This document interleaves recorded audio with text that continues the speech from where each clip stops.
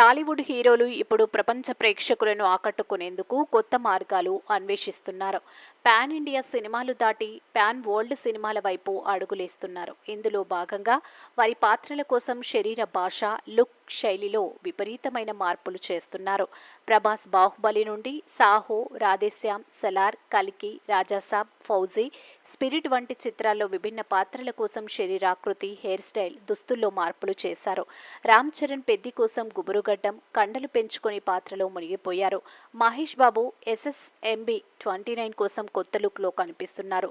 Nani Paradise కోసం శరీరాకృతిలో మార్పులు చేస్తున్నారు.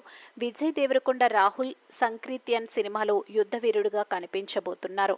జూనియర్ ఎన్టీఆర్ డ్రాగన్ కోసం శరీర భాషలో కష్టపడుతున్నారు. ఈ మార్పులు టాలీవుడ్ సినిమాల స్థాయిని పెంచడమే కాకుండా ప్రపంచ ప్రేక్షకుల దృష్టిని ఆకర్షిస్తున్నాయి. హాలీవుడ్తో పోటీ పడేందుకు మన హీరోలు చేస్తున్న ఈ ప్రయత్నాలు నిజంగా అభినందనీయమైనవి.